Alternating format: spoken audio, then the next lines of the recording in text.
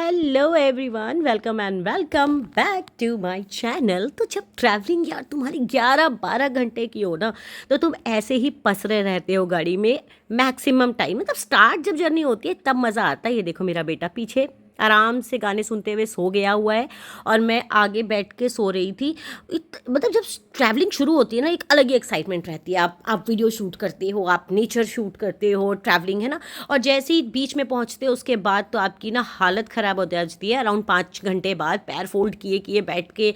तो मेरा भी कुछ ऐसा ही हाल था। हम जा रहे थे जबलपुर और मैंने कुछ देर, और इतनी बारिश पूरे रास्ते 12 घंटे कंटिन्यू बारिश ही हुई है। ऐसी कोई जगह नहीं थी जहां हमें बारिश ना मिली हो। इसके कारण स्पीड और ज़्यादा स्लो हो चुकी थी हमारी ट्रैवलिंग की।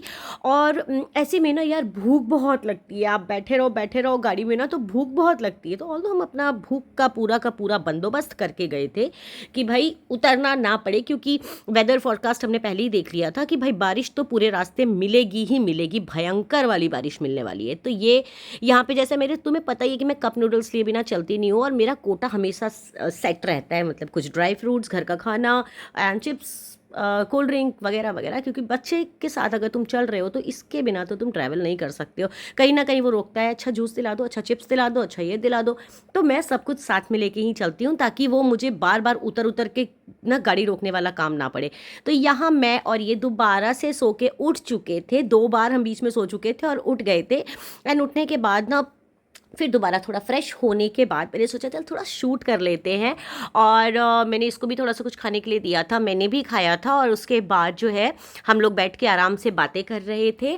और यस, ये देखो जैसा कि मैंने कहा था कि मैं कुछ टॉफ़ीज़ और बाकी चीज़ें भी कैरी करती हूँ ताकि बीच बीच में जब नींद आए या कुछ हो तो उसमें से थोड़ा सा उठा के खा लो और फ्रेश हो जाओ दोबारा से। तो बस हम वही कर रहे थे। यहाँ पे मैंने आयु को भी दिया, खुद भी खाया। और ऑल्दो उसने ड्राई फ्रूट्स लेने से मना कर दिया था बिकॉज वो ऑलरेडी भर के खा रखा था उसने। और भाई हमारे तो खून में है, हम बिना लिट्टी चोखा लिए, आलू भुजिया लिए और पराठा लिए हम चलते ही नहीं है, ट्रैवल ही नहीं करते हम। Being Bihari always a Bihari, once a Bihari always a Bihari. तो ये तो मतलब अंदर ही है यार, हम ये काम करते ही नहीं है। पूरा खाना पानी बंदोबस्त सब, टेंट सब साथ में लेके चलना होता है ट्रैवलिंग में।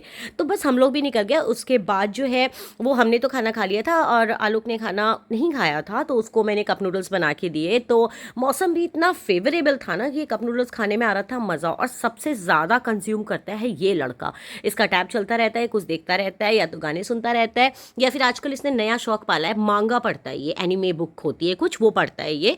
तो उसका इसने पूरे सेट्स मंगा के रखे हैं। मतलब इसने अपना पूरा जो बुक सेल्फ है ना वो मांगस की बुक से भर के रखा हुआ है।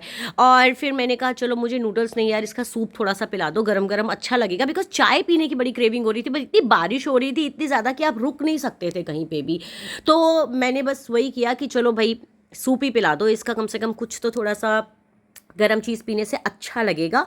तो इसके लिए आपको करना कुछ नहीं होता, एक थर्मस में खूब खौलता हुआ पानी अपने साथ लेके जाओ और जहाँ भी आपको मन करे बस इस डब्बे के अंदर थोड़ा सा पानी डाल दो और बस हो गया आपका काम खत्म। तो उसके बाद एक मैगी खाने के बाद मैंने कहा यार एक एक एक प्रॉपर मील, एक लिट्टी भी खा लो ताकि थोड़ा सा भरा भरा लगेगा, तो बार बार ना ऐसा भूख वाली क्रेविंग नहीं आएगी। तो हमने यहाँ पे जो है वो खाना खाया।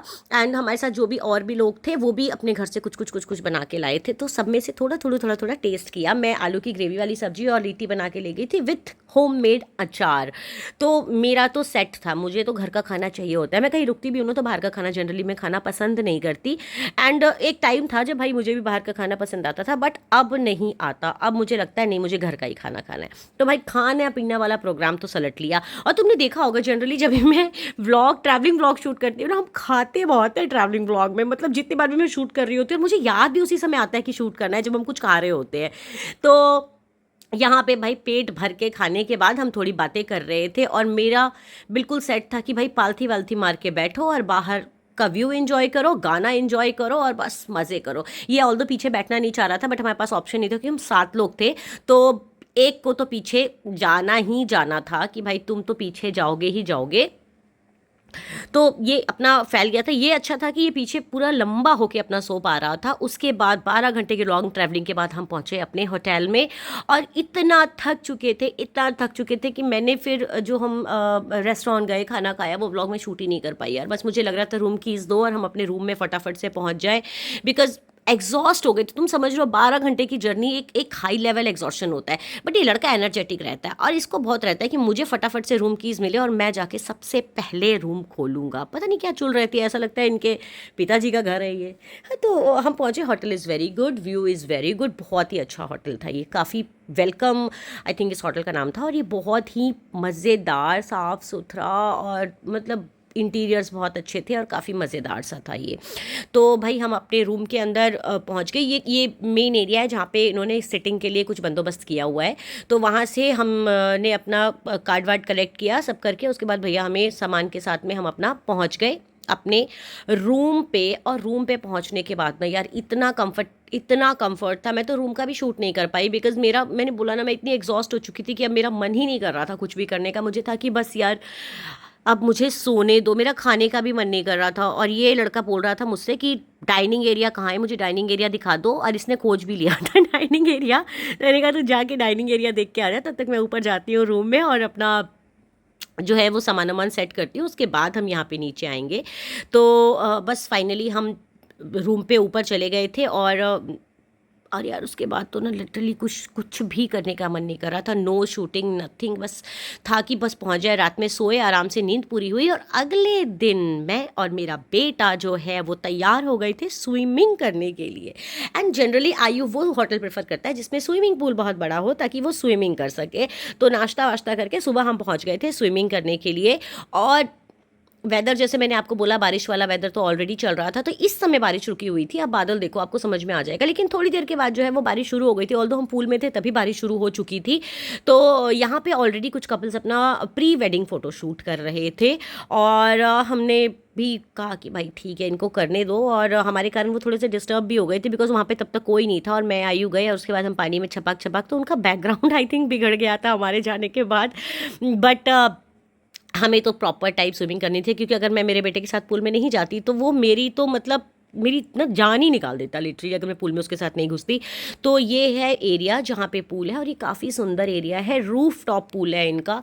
और मैं जो है बिल्कुल रेडी होके, और मैंने अपने स्विमिंग कॉस्ट्यूम यहाँ पे नहीं पहना था, मैंने नॉर्मल अपना ना एक जिम लोअर और टी शर्ट पहनी थी बिकॉज ठंड लग रही थी यार मुझे। और मुझे लग रहा था कि चल कम से कम कुछ भी, ऑल तो पानी में जाने के बाद सब बराबर ही हो जाता है, बट स्टिल मैंने कहा नहीं यही वाला ठीक है, मैं यही पहन के उतरूँगी मैं। और हमने यहाँ पे स्विमिंग स्टार्ट की। पानी इतना गज़ब का ठंडा था, इतना गज़ब का ठंडा था कि पहली बार घुसते तो ऐसा लगा कि मतलब ऐसी वाली आवाज़ अंदर से आई पानी में घुसते ही। थोड़ी देर बाद सब नॉर्मल हो गया था। बट इनका पूल बहुत अच्छा था, बहुत मतलब व्यू बहुत अच्छा था इनके पूल का।